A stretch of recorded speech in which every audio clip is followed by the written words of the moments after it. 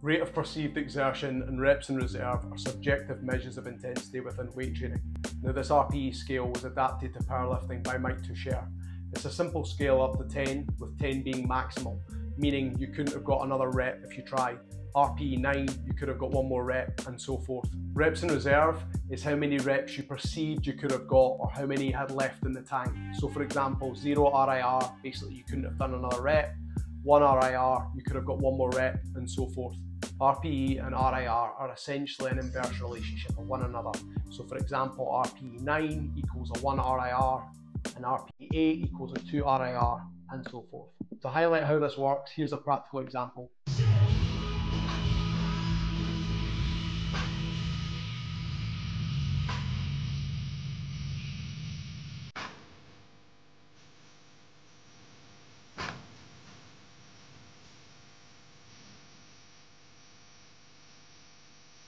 The biggest difference between the two of them is that RPE can be used for other modes of training such as aerobic and anaerobic conditioning using the original scale, which was designed by Borg back in the 70s. Now this has been adapted to a 1 to 10 scaling since.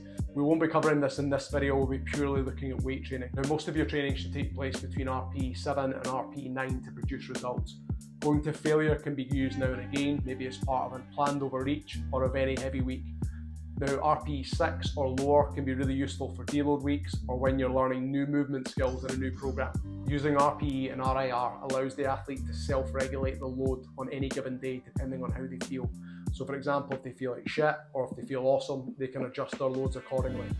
Now it does have its downfalls as well, with either athletes overshoot or undershoot their ratings.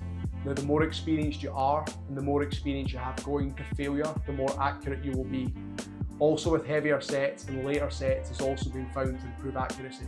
An anchoring set can be used to help athletes when implementing RPE and RIR into their training. For example, get an athlete to tell you when they think they're at an RPE 8 and then continue them until failure. Now if they get 2 or 3 more reps, then they're pretty accurate. However, if they complete another 5 or 6 reps, then they're a good bit off.